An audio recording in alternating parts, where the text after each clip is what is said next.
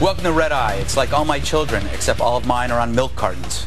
I'm here with Samantha Judge, Maxim Radio gossip guru. She is so hot you could apply her to your soft tissue injuries to promote faster healing. It's true.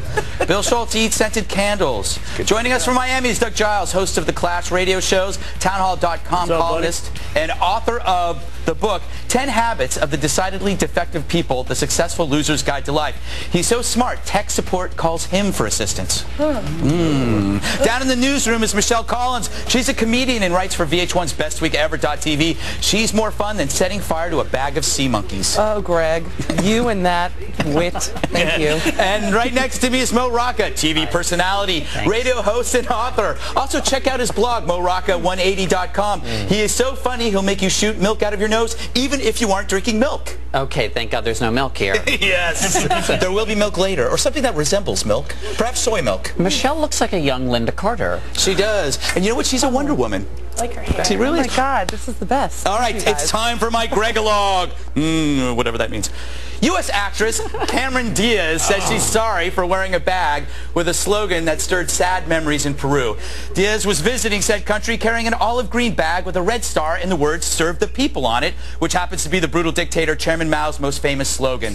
While the bag may turn heads at any hip bar in L.A., the phrase means something else in a country where Shining Path guerrillas massacred roughly 70,000 people in the 80s and early 90s. They didn't just turn heads, they took them. And they worshipped Mao. Diaz says she didn't know how hurtful the message on her bag was. Don't worry, Cameron. Those who would have been offended are already dead. And seriously, the bag goes great with your Che Guevara tank top. Remember that handsome fellow in the beret? Hollywood painted him a romantic, but he was a creep, a man trying to replace tyranny with an even deadlier version. Che's sweatshirts show how fanaticism gets co-opted by fashion because people in fashion are ignorant and immoral. Worse, they stink of puke. It's true. But I forgive Cameron, for most celebs embrace slogans without knowing the history behind them. But she should take more risks. Bring on Hitler. Diaz would look lovely in cotton military-style shorts with "Kill the Jews" emblazoned across her firm little tush. You could call them swastika khakis. Yeah, you did it. I did it. Why not Kim Jong thongs, Castro ass chaps, Fidel French ticklers? A fan sent an idea for your progressive cooking needs: non-stick Pol Pots. Oh, I love that. That was good. Great for boiling meat off skulls. Who knew I had a head for fashion? Turns out thousands of corpses did too. And that's my gut feeling. She's got to take off that Hezbollah fanny pack. It's really, it got overshadowed by the Mao bag.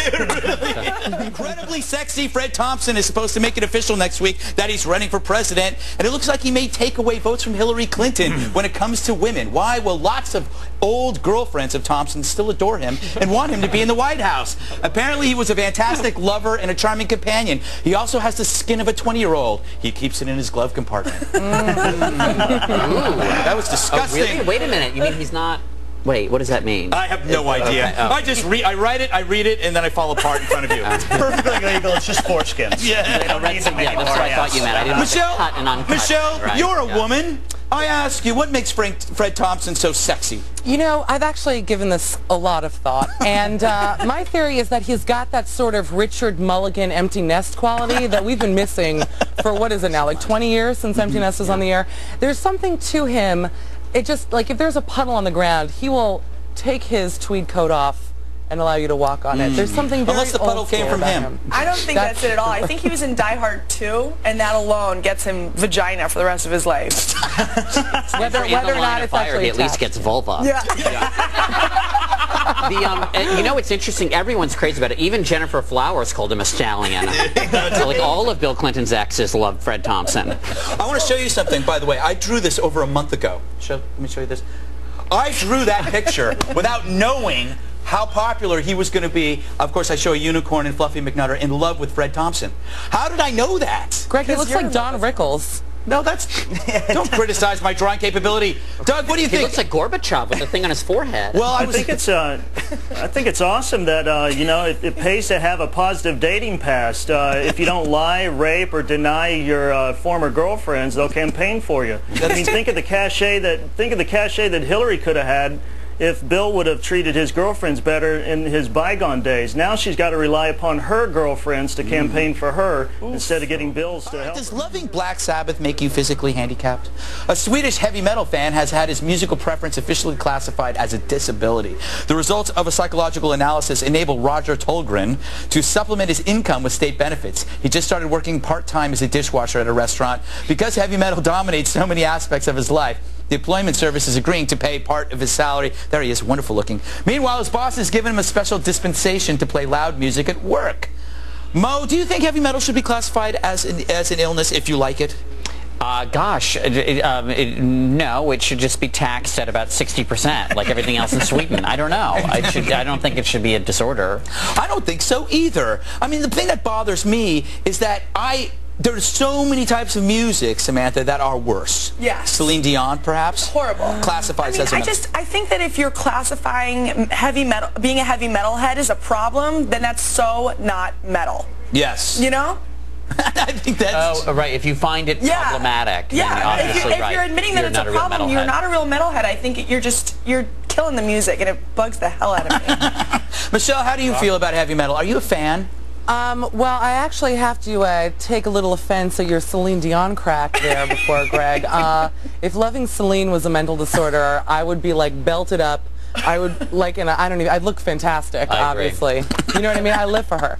But do I think it's a disorder? Sure. You know, I mean, they look nuts. If they were walking down, you know, in Sweden in a dark alley when they have winter there, I don't know even when that happens. I'm sorry. I go back to my whole thing about Scientologists. I've never met a really bad heavy metal fan. They're generally peaceful. See, I was a metalhead in college, and I dated a lot of metalheads, so I can honestly say it might actually be a hindrance, but I don't think it should be one that should be compensated by the government. I'm just reeling from the fact that Michelle has Dion syndrome.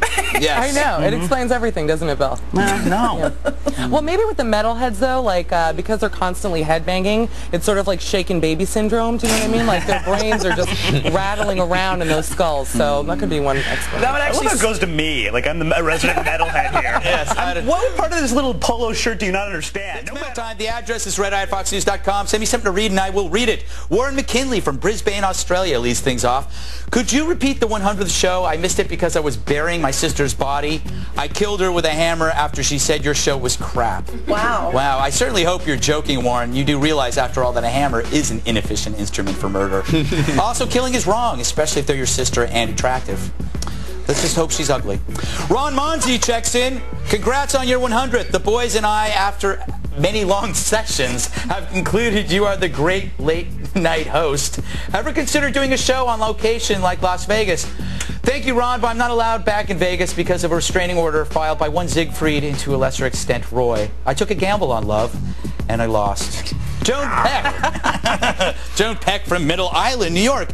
How could anybody put on such an idiotic show? You all certainly think you're funny since you continue to laugh throughout the show. Joan, we laugh because it's the best medicine. Unless you have urethritis, then I would recommend a 2-week course in antibiotics. They shortened it to 1. Yes. Oh, really? It's only 5 days. I've heard. Yes, you have heard. Can't you just drink cranberry juice for that? Cranberry juice mainly as a preventive, Also, but it doesn't treat. It's too sugary. Yeah. If you're on a diet or something. Yeah, you don't want to put on that extra pounds. No. Lieutenant David Baher, stationed in Baghdad, writes, your show is on at 10 a.m. and it never fails to avert our attention from potentially getting mortared or rocketed. Thanks for the temporary escape from our reality. Is Carrie Howley married? If not, I'd like to take her to dinner when I return in January. Thanks, David. I do not know Carrie Howley's marital status. However, I swing. Meet me at Bryant Park at 2 a.m. I will be wearing the magenta overalls with a hole in the back. All right, R. Keller, Baltimore. At the end of a long day, it would be refreshing to watch an intelligent and witty panel of people rehash the day's news. Do you know of such a show? Yes, I do. It's called Your Face. Oh, yes. Right. Chad Reed of Glendale, Arizona writes, I think Fox News Channel should have a 24 Red Eye Marathon over the July 4th holiday. A marathon is an interesting idea, Chad. Unfortunately, we all have plans on the 4th. It's a barbecue actually in my basement. You are more than welcome to join me. I mean us, of course. Didn't get that invite.